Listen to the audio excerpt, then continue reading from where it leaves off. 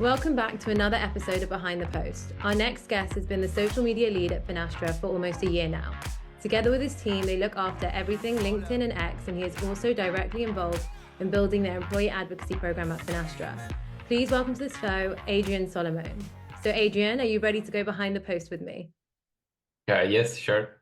Let's do it. So I'm so excited to have you here today, and I'm so excited to dive into your employee advocacy program. But before we do, please can you give our listeners a brief look at your professional journey and how you got to where you are today? Yeah, sure. Thanks for the invite, Alina. I'm really excited to be here in a podcast. I'm a really big fan of podcasts, so it's really nice to be on a podcast right now. Yeah, I can walk you through a little bit my career. So I've been working in marketing for 9 years now. I consider myself lucky because even if I worked in marketing, I got multiple jobs, and some of them actually working with sales on enabling on different tools. So all this experience actually is helping me right now in my social media lead position because I get to see how sales is working, how marketing is working. So definitely an experience that helps me right now in my role. Definitely. Amazing. So with that, I'm eager to talk about your employee advocacy program. For you, those of you who don't know, Finastra is a large organization, and a lot of social media managers and social media teams are tasked with building an employee advocacy program and managing it throughout the company, which can be a challenge to implement when it's such a large workforce. So I'd love to start by asking you what steps you took when launching your advocacy program, considering the size of the company. Yeah, sure. So we did things maybe a little bit more interesting. Instead of inviting all of our employees onto the program, we did it actually in smaller groups. So this actually gave us the opportunity to learn more about their needs. So understand why they want to use the advocacy program, what's the motivation behind it. And yeah, it's also something maybe worth mentioning that as an objective, we set up the engagement rate and not how many advocates we have on the platform. So it's in the end, it's about quality, not quantity. And yeah, it's nice to see actually because right now we have people coming to us asking to join the program. Oh, So this is quite good for us, and also it's always nice to see when you see the advocacy community doubling in size and keeping the engagement rate as high as possible and even growing with the platform. So yeah, I think this is our approach, starting small and starting to increase the number of advocacy. that makes a lot of sense. And it seems like it's working for you. So, because everyone's coming to Yeah. you asking to join it, what kind of methods of training are you using so they get really interested in it? Yeah, so of course, this type of approach gave us the opportunity to do trainings in smaller groups and actually have the opportunity to discuss with them, not one to one, but at least with 10 or 15 people, for example, and asking them for feedback, asking what are their needs, limitation maybe, and yeah, you can see that people actually respond positively when they see people are interested in their feedback and their needs. And yeah, and it also when you offer a lot of support, it's something that people will always enjoy and always respond positively to it. So yeah, Definitely, definitely. especially with employee advocacy, because some people might be nervous to join. So when they're getting that support, it helps them feel Yes. comfortable with it. Do you Yeah. have a strategy then for creating content for your advocates? So yes, here is where the marketing teams play a really important role. In the past, it's true that maybe advocacy was seen like something nice to have. But now we're glad to see that people incorporate advocacy in their strategy when doing marketing campaigns, and it's always something that they request. Um, it's also worth mentioning maybe that we rely a lot on our advocates for content, because we expect from them to suggest posts to us, third-party posts. So it doesn't need to be Finastra related content, because of course we want to also have industry related content, not only Finastra content on our platform. So yeah, it's something that it's divided between advocates and marketing teams. Yeah, I think it's definitely important. Two reasons. Firstly, because curated content along with Finastra content is important. So it's a mix of what they're putting out to their audience. And also they'll feel more engaged if they can suggest the Yeah, content that they also want to talk about. So that makes a lot of exactly. Yeah. sense. So given the fact that they're so involved with creating content and you're training them, do you have another way that you encourage them to take part and keep them engaged as well? So we always try to show them the benefits they have also on a personal level, not on a company level. Of course, for us as a company, it's very important because this way we assure a lot of brand awareness, but also for them, we're trying to explain how important it is for them to build up their personal profile on social media, and actually especially for client-facing clients, and also for people that are looking for new talent. It's something that is very important to be visible and top of mind for other people. So this is something we usually try to explain as much as possible and encourage them to do as much as possible. Yeah. Definitely. Just to move on slightly, I'm interested, given AI is not even it's not even on the rise, it keeps staying up, Yeah. and I don't think it's going anytime soon. So do you have a way that you incorporate AI into your strategy? Yeah, definitely. So, some key information that we share during our trainings is the fact that we want and we encourage them to personalize the content before sharing it on their personal profile. We don't want 30 or 40 posts that are looking exactly the same. So personalization is something very important.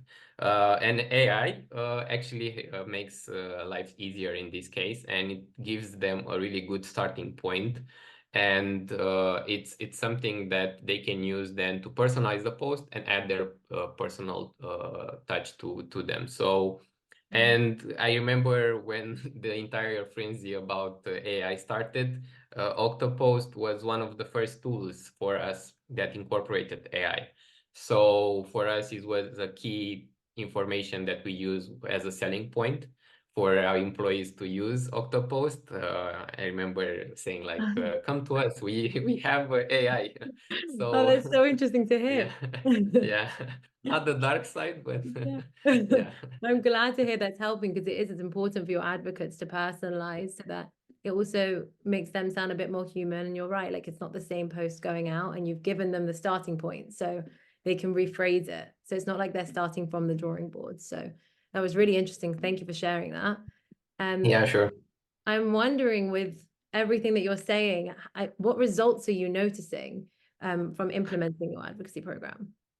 Yeah, we're definitely seeing some really positive results. Of course, the main one, and I think the most obvious one, would be brand awareness.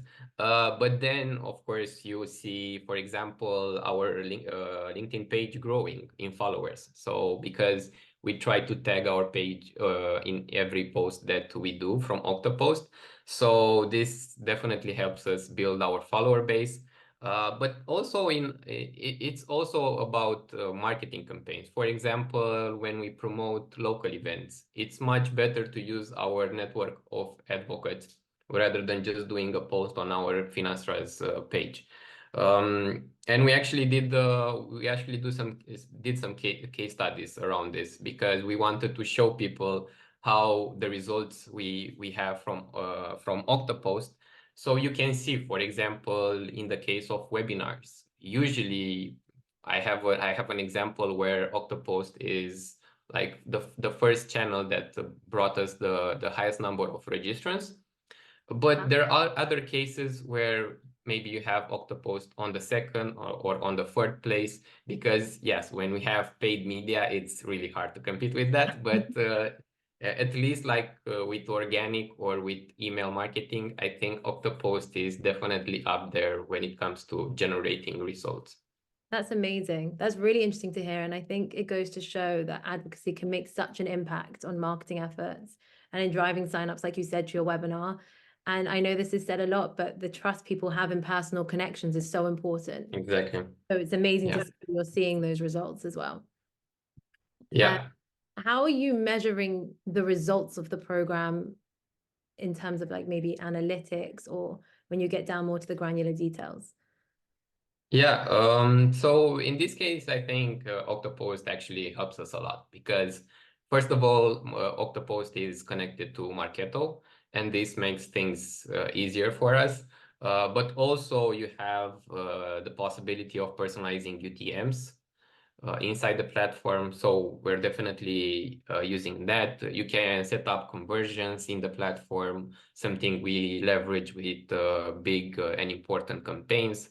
So yeah, it's something that we definitely use, and Octopost gives us a lot of options on this case. So yeah. Oh, that's amazing. It's really interesting. Along with employee advocacy, something else I wanted to talk about. So we know having your employees as brand advocates is really important, and it's a key strategy in humanizing your brand and building trust with your audience. But I think it also extends past your employees as well. So I think having an executive presence on social media now is more important than it's been before. This is something I know at Finastra you're focusing on as well. But when you do that, executives need to feel confident with their voices and that they're being represented correctly online. So I'm wondering how you got your executives involved in thought leadership on LinkedIn. Um, so yeah, it's true. We're trying to leverage in this scenario Octopost as much as possible. For example, we set up a separate board for our leadership where they can find content ready to be shared.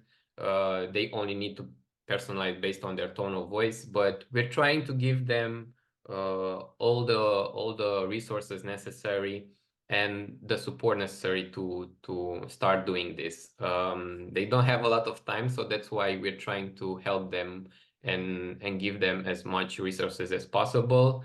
And of course, Octopost is definitely on the center of this strategy. Amazing. What made you decide to launch it then? Like, how did you get there? Yeah, I think you mentioned this previously, but probably all of us know that people tend to interact more with the posts that are coming from real people rather than just companies or pages, general pages on LinkedIn.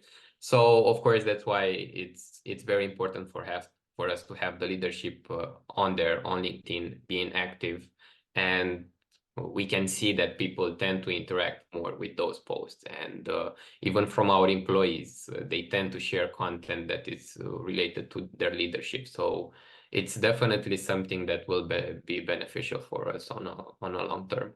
For sure. Thank you for sharing. I think it's really interesting for people to hear like how you managed to get your executives involved because as we said before, they need to make sure they feel like they're being presented in their authentic way. So thank you for sharing Yes. that.